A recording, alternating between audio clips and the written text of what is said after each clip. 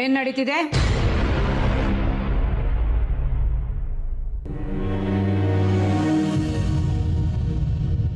ಎಲ್ಲಿವರೆಗೂ ಬಂತು ಆದಿ?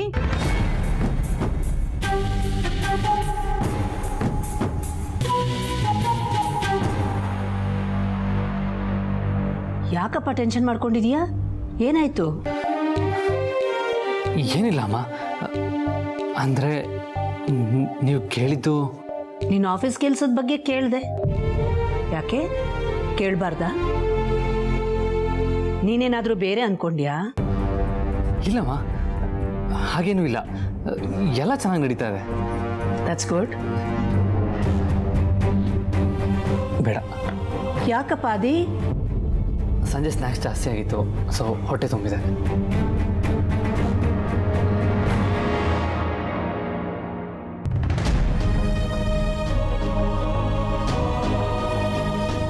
ಯಾಕೆ ರಘು, ನಿಮಗೂ ಸ್ನ್ಯಾಕ್ಸ್ ಜಾಸ್ತಿ ಆಯ್ತಾ? ಹೌದು ಅಖಿಲ.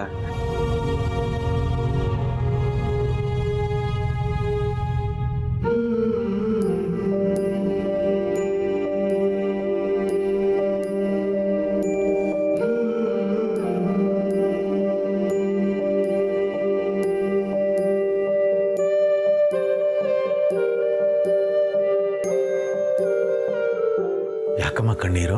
ನಿಮ್ಮ ಮಗ ಸರಿಯಾಗಿ ಊಟ ಮಾಡಲಿಲ್ಲ, ದೇವಸ್ಥಾನದಲ್ಲಿ ಏನು ನಡೆದಿರ್ಬೋದು, ನಾನು ಯಾಕೆ ಅವ್ರ ಹತ್ರ ಯಾವ ವಿಷಯನೂ ಹೇಳ್ತಿಲ್ಲ ಅನ್ನೋ ಆತಂಕ ಅವ್ರಿಗೆ. ದಯವಿಟ್ಟು ತಪ್ಪು ತಿಳ್ಕೊಬೇಡಿ ಅಪ್ಪ.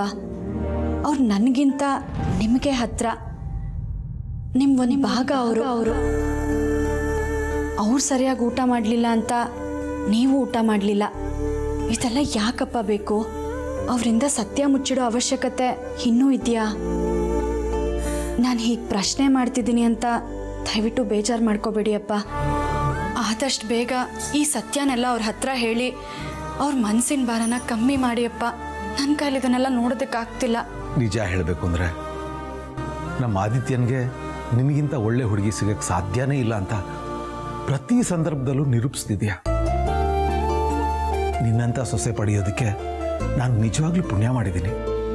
ಯೋಚನೆ ಮಾಡಬೇಡ, ನಾಳೆ ಬೆಳಗ್ಗೆನೇ ಇದಕ್ಕೊಂದು ಅಂತ್ಯ ಹಾಡ್ತೀನಿ, ಆಯ್ತಾ?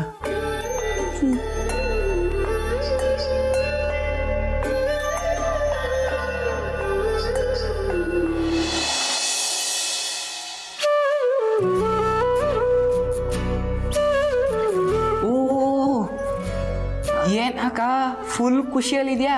ಅಖಿಲಮ್ಮ ನೀನೇನೋ ಸೊಸೆ ಅಂತ ಒಪ್ಕೊಂಡ್ರಾ? ಗಣಿ, ಇದ್ಯಾಕೋ ನಿನಗೆ ಓವರ್ ಆಯ್ತಂತ ಅನ್ನಿಸ್ತಾ ಇಲ್ವಾ?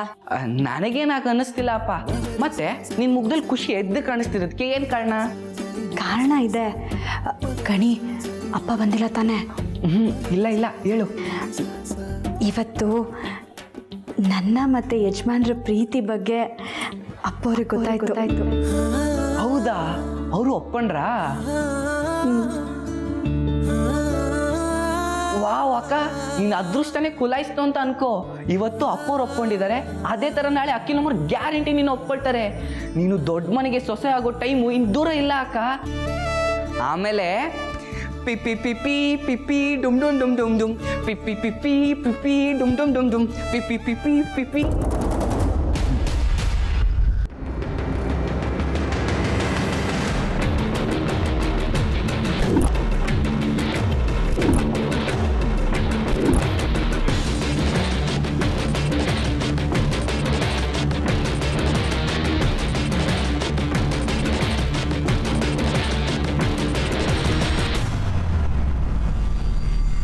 ಏನು ಹೇಳ್ದೆ ನೀನು?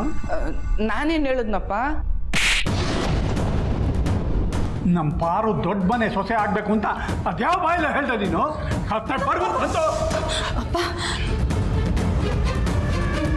ಅವನು ಆ ರೀತಿ ಮಾತಾಡ್ದ ಅಂದ್ಬಿಟ್ಟು 4 ಕೆನ್ನೆಗೆ ಬಾರಿಸೋದು ಬಿಟ್ಬಿಟ್ಟು ನೀನು ಅವ್ನು ಹೇಳಿದ್ದನ್ನು ಕೇಳಿಸ್ಕೊಂಡು ನಗ್ತಾ ನಿಂತಿದ್ಯಲ್ಲಮ್ಮ. ಬುದ್ಧಿ ಬೇಡ ನಿನಗೆ? ಏನೋ ಅವನು ಹಾಗೆ ಹೇಳ್ದ ಅಂತ ನೀನು ದೊಡ್ಡ ಮನೆ ಸೊಸೆ ಆಗೋ ಕನಸು ಕಾಣ್ತಾ ಇದೀಯಾ?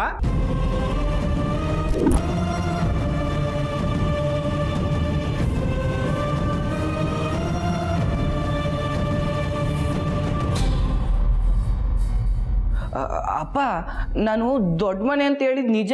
ಅರೆ ದೊಡ್ಡ ಮನೆ ಅಂದ್ರೆ ಅರಸನ್ ಕೋಟೆ ಅಂತ ನೀನ್ ಯಾಕೆ ಅನ್ಕೊಳ್ತೀಯಾ? ಅರಸನ ಕೋಟೆ ಬಿಟ್ಬಿಟ್ಟು ಇನ್ಯಾವ ದೊಡ್ಡ ಮನೆ ಇದೆಯೋ ನಮಗೆ? ಯಾವ್ದಿದೆ ಯಾವ್ದಿಲ್ಲ ಅಂತ ನನಗೆ ಗೊತ್ತಿಲ್ಲ. ಆದ್ರೆ ನಾನು ಹೇಳಿದ್ದು ಅಕ್ಕನ ಮದುವೆ ಅರಸನ್ ಕೋಟೆ ತರ ದೊಡ್ಡ ಮನೆ ಅಂದ್ರೆ ಶ್ರೀಮಂತರ ಮನೆಗೆ ಅಕ್ಕ ಸೊಸೆ ಆಗೋದ್ರೆ ಅಖಿಲಮ್ಮರು ಖುಷಿ ಪಡ್ತಾರೆ ಅಂತ.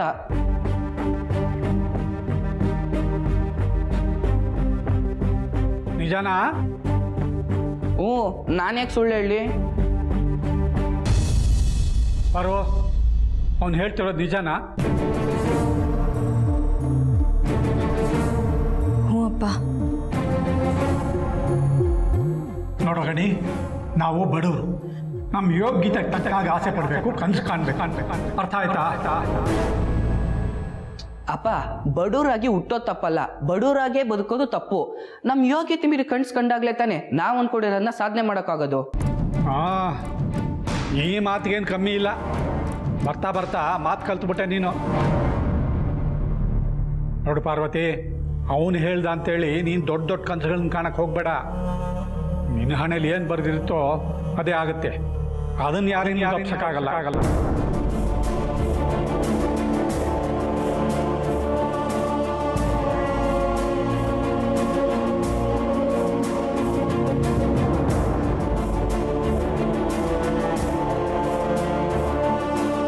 ಲೇ ಅಕ್ಕ, ರಘು ಅಪ್ಪೋರೆ ಬಂದು ಅಪ್ಪನ ಹತ್ರ ನಿಮ್ಮ ಮಗಳೇ ನಮ್ಮ ಮನೆ ಸೊಸೆ ಅನ್ನೋರ್ಗು ಮಾತ್ರ ಈ ಅಪ್ಪನ ಕಿರ್ಚಾಟ ಕೂಗಾಟ, ಆಮೇಲೆ ಪಿಪಿ ಪಿಪಿ ಪಿಪಿ ಅಪ್ಪ ಪಿಪಿ ಪಿಪಿ ಪಿಪಿ ಡುಮ್ ಡುಮ್ ಡುಮ್ ಡುಮ್.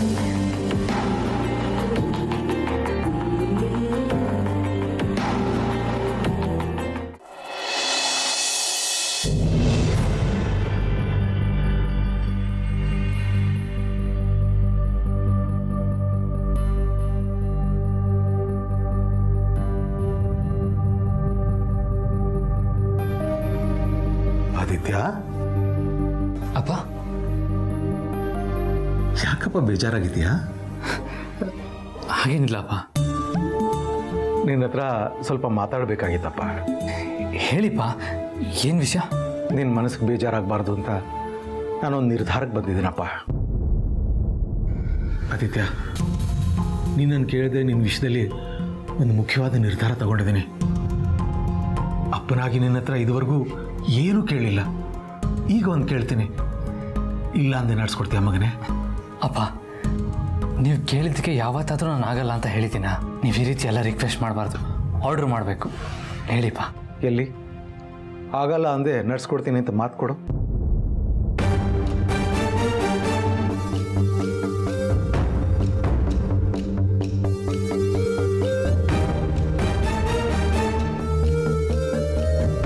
ನಾನು ಏನು ಕೇಳಿದೆ ಎಲ್ಲದನ್ನೂ ಕೊಟ್ಟಿರೋ ದೇವ್ರು ನೀವು.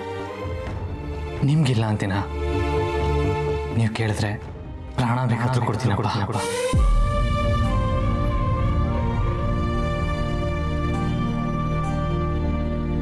ನನ್ನ ಮೇಲೆ ಅಷ್ಟೊಂದು ನಂಬಿಕೆನಾ? ನೀವು ಏನು ತೀರ್ಮಾನ ತಗೊಂಡ್ರು ಅದು ನನ್ನ ಒಳ್ಳೇದಕ್ಕೆ ಅಂತ ನನಗೆ ಚೆನ್ನಾಗಿ ಗೊತ್ತಪ್ಪ. ಒಂದು ವೇಳೆ ಆ ನಿರ್ಧಾರದಿಂದ ನಿನಗೇನಾದರೂ ತೊಂದರೆ ಆಗೋ ಥರ ಇದ್ದರೆ? ನಿಮಗೋಸ್ಕರ ನಾನು ಯಾವ ತೊಂದರೆ ಬೇಕಾದರೂ ಅನುಭವಿಸೋಕೆ ರೆಡಿ ಇದ್ದೀನಪ್ಪ. ಈ ನಿರ್ಧಾರದಿಂದ ನೀನೇನಾದರೂ ಕಳ್ಕೊಳ್ಳೋ ಸಂದರ್ಭ ಬಂದರೆ? ಹೇಳಿದ್ನಲ್ಲಪ್ಪ, ನಿಮಗೋಸ್ಕರ ಪ್ರಾಣನೇ ಕೊಡ್ತೀನಿ ಅಂತ. ಇನ್ನು ಅದಕ್ಕಿಂತ ಕಳ್ಕೊಳ್ಳೋದು ಇನ್ನೇನಿರುತ್ತೆ ಹೇಳಿ? ಮಾತು ಕೊಡೋಕ್ಕೆ ಮುಂಚೆ ಇನ್ನೊಂದ್ಸಲ ಚೆನ್ನಾಗಿ ಯೋಚನೆ ಮಾಡು ಆದಿತ್ಯ. ಯೋಚನೆ ಮಾಡಿ ಮಾತು ಕೊಡೋದಕ್ಕೆ ಇದು ಬಿಸ್ನೆಸ್ ಅಲ್ವಲ್ಲಪ್ಪ, ಎಮೋಷನ್ ಅಂತ. ಶ್ರೀರಾಮಚಂದ್ರನೇ ಅಪ್ಪಂಗೆ ಮಾತು ಕೊಟ್ಟು 14 ವರ್ಷ ವನವಾಸಕ್ಕೆ ಹೋದ.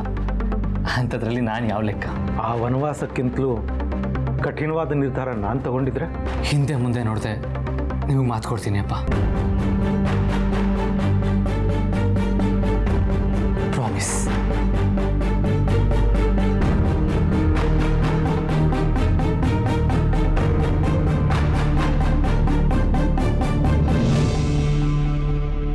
ಈಗ ಹೇಳಿಪ್ಪ, ನಾನೇನು ಮಾಡಬೇಕು? ವಿಷಯ ಏನಪ್ಪ ಅಂತಂದರೆ, ನಾನೇ ಖುದ್ದಾಗಿ ನಮ್ಮ ಪರಿಚಯಸ್ಥರ ಮಗಳನ್ನ ನಿನಗೋಸ್ಕರ ನೋಡಿದ್ದೀನಿ. ಅಪ್ಪ,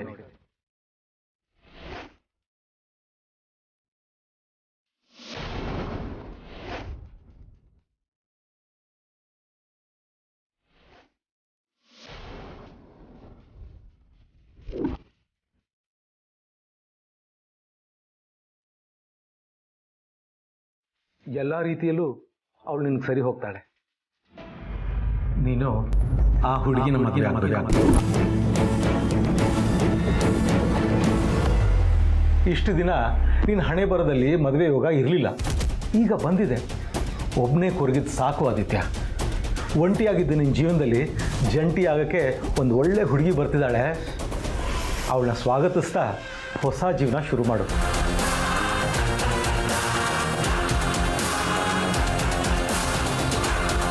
ಅವಳ ಜೊತೆ ಸಮಯ ಕಳೀತಾ ನಿನ್ನ ಬೇಸರನ ಮರೆತು ಹಾಯಾಗಿರು, ಆಯಿತಾ? ಅಲ್ಲ ಅಪ್ಪ, ಅದು ಮಾತು ಕೊಟ್ಟಿದೀಯಾ, ಮರಿಬೇಡ. ಈ ಅಪ್ಪ ನಿನಗೋಸ್ಕರ ಏನೇ ಮಾಡಿದ್ರು ನೀನು ಒಳ್ಳೇದಕ್ಕೆ ಅಂತ ನಿನ್ಗೆ ಗೊತ್ತಲ್ವಾ? ನೀನು ಹೇಗೆ ನನಗೆ ಮಾತು ಕೊಟ್ಟಿದೆಯೋ ಅದೇ ರೀತಿ ಆ ಹುಡುಗಿಗೂ ನಿನ್ನ ಜೊತೆನೇ ಮದುವೆ ಮಾಡಿಸ್ತೀನಿ ಅಂತ ಮಾತು ಕೊಟ್ಟಿದ್ದೀನಪ್ಪ. ನಮ್ಮ ಮನೆತನದ ಗೌರವ ಪ್ರತಿಷ್ಠೆ ಈಗ ನಿನ್ನ ಕೈಲಿದೆ. ದಯವಿಟ್ಟು ಈ ನಿಮ್ಮ ಅಪ್ಪನ ಮಾತನ್ನು ನಡೆಸ್ಕೊಡು ಮಗನೇ.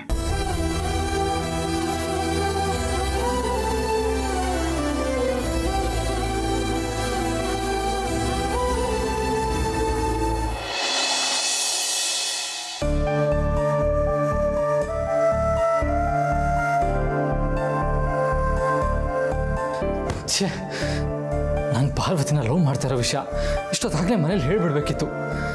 ಹೇಳ್ದೆ ದೊಡ್ಡ ತಪ್ಪು ಮಾಡಿದೆ. ಆ ತಪ್ಪಿಗೆ ಇವಾಗ ಶಿಕ್ಷೆ ಅನುಭವಿಸ್ತಾ ಇದ್ದೀನಿ. ನಾನು ಕಟ್ಟಿರೋ ತಾಳಿ ಪಾರ್ವತಿ ಕುತ್ತಿಗೆಯಲ್ಲಿ ಹಾಗೆ ಇದೆ ಪ್ರೀತು. ಹೀಗಿರುವಾಗ ಅವಳನ್ನ ಬಿಟ್ಟು ಇನ್ನೊಬ್ಳನ್ನ ಹೇಗೆ ನೋಡೋದಕ್ಕೆ ಹೋಗ್ಲಿ? ಅದು ಅಲ್ಲದೆ ಪಾರ್ವತಿಗೇನಾದರೂ ಈ ವಿಷಯ ಗೊತ್ತಾದರೆ ಅವಳು ಎಷ್ಟು ನೊಂದ್ಕೊಳ್ಳಲ್ಲ. ಇಲ್ಲ, ಪಾರ್ವತಿಗೆ ನನ್ನ ಅಪ್ಪನ ಮಧ್ಯೆ ನಡೆದಿರೋ ಮಾತು ಗೊತ್ತಾಗಬಾರ್ದು. ಆದರೆ ಅದಕ್ಕಿಂತ ಮುಂಚೆ ನಾನು ಅಪ್ಪನ ಕೊಟ್ಟ ಮಾತಿಗೆ ಈ ಮನೆತನದ ಗೌರವಕ್ಕೆ ಧಕ್ಕೆ ಬರದೇ ಇರೋ ಥರ ನಾನು ಏನಾದರೂ ಮಾಡಬೇಕು.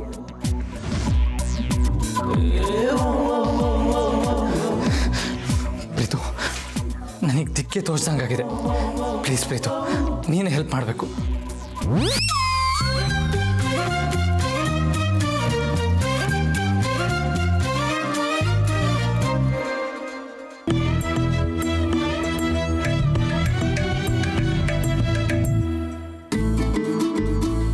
ಡೋಂಟ್ ವರಿ ಬ್ರೋ, ಡ್ಯಾಡ್ಗೆ ಮಾತು ಕೊಟ್ಟ ತಕ್ಷಣ ಎಲ್ಲ ಮುಗಿತು ಅಂತ ಅನ್ಕೊಳಕ್ಕೆ ಹೋಗ್ಬೇಡ.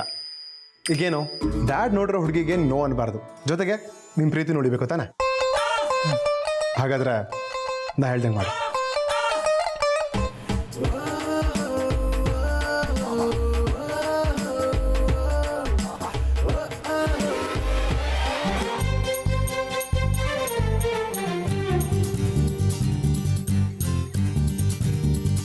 ನೀನು ಹೇಳಿದ್ದು ವರ್ಕ್ ಆಗುತ್ತಾ? 100% ವರ್ಕೌಟ್ ಆಗುತ್ತೆ ಅಂತ ನನಗನ್ನಿಸ್ತಾ ಇದೆ. ಟ್ರೈ ಮಾಡಿ ನೋಡೋಣ ಬ್ರೋ. ಈಗ ನಾನು ಹೇಳ್ದಂಗೆ ಮಾಡಿದ್ರೆ ಡ್ಯಾಡ್ ಮಾತಕ್ಕೂ ಬೆಲೆ ಕೊಟ್ಟಂಗೆ ಆಗುತ್ತೆ, ಜೊತೆಗೆ ನಿಮ್ಮ ಪ್ರೀತಿ ನೋಡಿಯುತ್ತೆ. ಏನಂತೀಯ? ಸರಿ.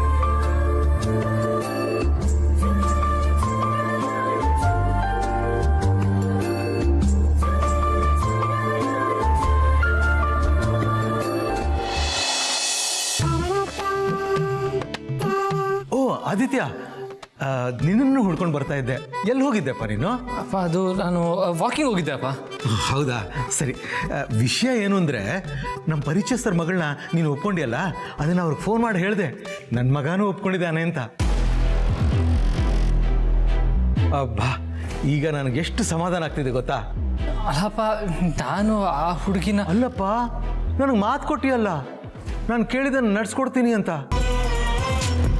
ಸೊ ಈಗ ನೀನು ಮಾತು ಕೊಟ್ಟ ಮೇಲೆ ಆ ಹುಡುಗಿನ ಒಪ್ಕೊಂಡು ಹಾಗೆ ಅಲ್ವಾ? ಆ ಹುಡುಗಿ ನೀನು ತುಂಬ ಇಷ್ಟಪಡ್ತಿದ್ದಾಳೆ.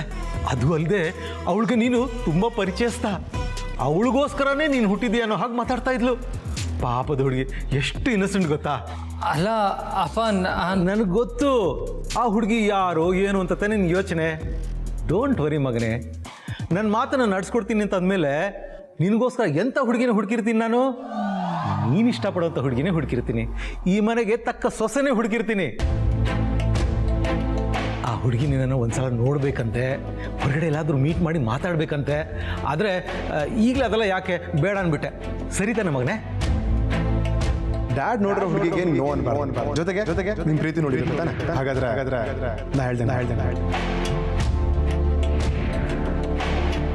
ಇಲ್ಲಪ್ಪ, ನಾನು ಒಂದ್ಸತಿ ಅವ್ರನ್ನ ಮೀಟ್ ಆಗ್ತೀನಿ. ಹೌದಾ? ಗುಡ್. ಅಪ್ಪ, ಅದಕ್ಕಿಂತ ಮುಂಚೆ ಒಂದ್ಸತಿ ಮಾತಾಡಿದ್ರೆ ಚೆನ್ನಾಗಿರುತ್ತಲ್ವಾ? ನೀವು ಫೋನ್ ನಂಬರ್ ಕೊಡ್ತೀರಾ? ಫೋನ್ ನಂಬರ್ಲ ಯಾಕೆ? ಹಾಗಿದ್ರು ನಾಳೆ ಭೇಟಿ ಆಗ್ತಿದೆಯಲ್ಲ.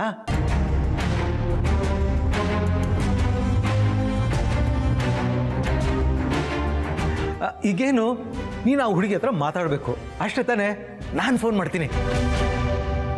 ಆದರೆ ಇಲ್ಲಿ ಬೇಡ, ರೂಮ್ಗೆ ಹೋಗೋಣ. ಯಾಕಂದರೆ ನಾನು ನಿನಗೆ ಹುಡುಗಿ ನೋಡಿರೋ ವಿಷಯ ಅಖಿಲಾಗಿನ್ನೂ ಗೊತ್ತಿಲ್ಲ. ಮೊದಲು ನೀವಿಬ್ಬರು ಮೀಟಾಗಿ ನೀವಿಬ್ಬರು ಮಾತಾಡಿದ್ಮೇಲೆ ಓಕೆ ಅಂದರೆ ಆಮೇಲೆ ಅವಳು ಹೇಳೋಣ ಅಂತ ಅಂದ್ಕೊಂಡಿದ್ದೀನಿ. ಏನಂತೀಯ? ಸರಿ ತಾನೆ? ಏನು ಹೇಳ್ತಿಲ್ಲ ಅಂದರೆ ಮೌನಂ ಸಮ್ಮತಿ ಲಕ್ಷಣಂ. ಬಾಬಾ. ಅಕ್ಕ ರಘುಪ್ಪ ಫೋನ್ ಮಾಡಿದ್ರು. ಏನು ಅಪ್ಪ ಅವರಾ? ಇಷ್ಟೊತ್ತಲ್ಲಿ ಯಾಕೆ ಫೋನ್ ಮಾಡಿದ್ರು? ಕೊಡಿಲಿ ಅಕ್ಕ, ಲೌಡ್ ಸ್ಪೀಕರ್ ಹಾಕ್ತೀನಿ, ಮಾತಾಡು. ಅಕ್ಕ ಮಾತಾಡ. ಹಲೋ, ನನ್ನ ಮುದ್ದು ಸೊಸೆ.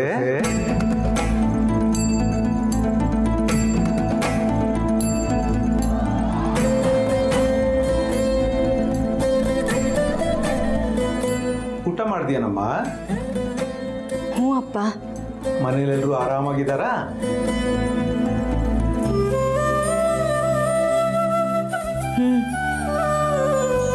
ಅಲ್ಲಿ ಇಲ್ಲೂ ಎಲ್ಲರೂ ಆರಾಮಾಗಿದ್ದಾರೆ.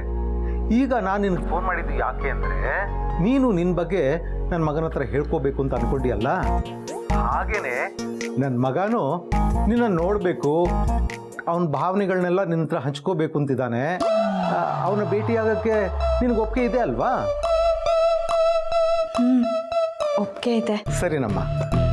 ಶಾಸ್ತ್ರೋತವಾಗಿ ಹಿರಿಯರು ಮಾಡೋ ಮದುವೆಗೆ ಮುಂಚೆ ನೀವಿಬ್ಬರು ಪರಸ್ಪರ ಭೇಟಿಯಾದಾಗ ಆಗತ್ತೆ. ಬರ್ತೀಯ ಅಲ್ವಾ? ನೀವು ಹೇಗೆ ಹೇಳ್ತಿರೋ ಹಾಗೆ. ಸರಿನಮ್ಮ, ಬೆಳಗ್ಗೆ ಫೋನ್ ಮಾಡಿ ಭೇಟಿ ಆಗೋ ಜಾಗ ಹೇಳ್ತೀನಿ, ಬೇಗ ರೆಡಿ ಆಗು.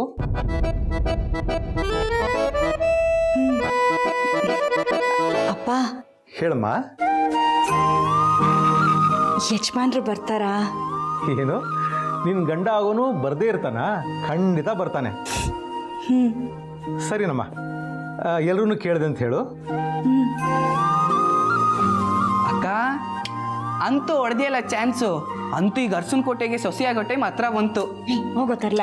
ನಾನಲ್ಲಿ ಹೋಗ್ಬೇಕಾಗಿರೋದು, ನೀನು ನಿನ್ನ ಗಂಡನ ಮನೆಗೆ ಹೋಗು.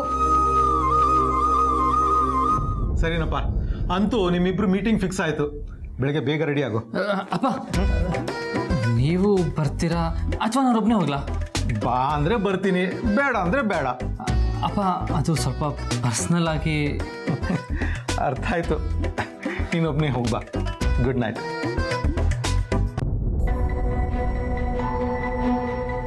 ಪಾರ್ವತಿಗೆ ಈ ವಿಷಯನ ಹೇಳದೇ ಇದ್ರೆ ತಪ್ಪಾಗುತ್ತಾ? ಮುಂದೆ ಏನಾದರೂ ಅವಳಿಗೆ ಗೊತ್ತಾದರೆ ನೊಂದ್ಕೋಬೋದು. ಹೌದು, ಈಗ ನಾನು ಈ ವಿಷಯನ ಯಜಮಾನ್ರಿಂದ ಮುಚ್ಚಿಟ್ರೆ ತಪ್ಪಾಗೋದಿಲ್ವಾ?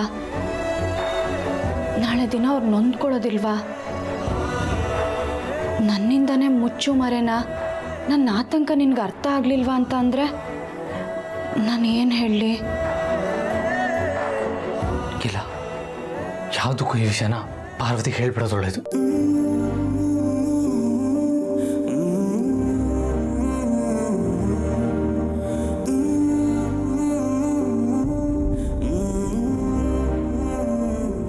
ಬೇಡ, ಹೇಗಿದ್ರು ನಾಳೆ ಆ ಹುಡುಗಿನ ಮೀಟ್ ಆಗ್ತಾ ಇದ್ದೀನಿ. ಅವಳ ಹತ್ರ ನನ್ನ ಪಾರು ಲವ್ ವಿಷಯ ಹೇಳಿ ಆಮೇಲೆ ಈ ವಿಷಯನ ಪಾರ್ವತಿಗೆ ಹೇಳಿದ್ರಾಯ್ತು. ಇವಾಗ ಹೇಳಿದ್ರೆ ಸುಮ್ಮನೆ ಗಾಬರಿ ಆಗ್ತಾಳೆ. ಈಗ ಹೇಳಿದ್ರೆ ಅಪ್ಪಂಗೆ ಮಾತು ಕೊಟ್ಟು ತಪ್ಪಾಗುತ್ತೆ. ಹೇಗಿದ್ರು ನಾಳೆ ಸಿಗ್ತಾರಲ್ಲ, ನಿಧಾನವಾಗಿ ನಡೆದಿದ್ದನ್ನೆಲ್ಲ ಹೇಳಿದ್ರೆ ಆಯಿತು.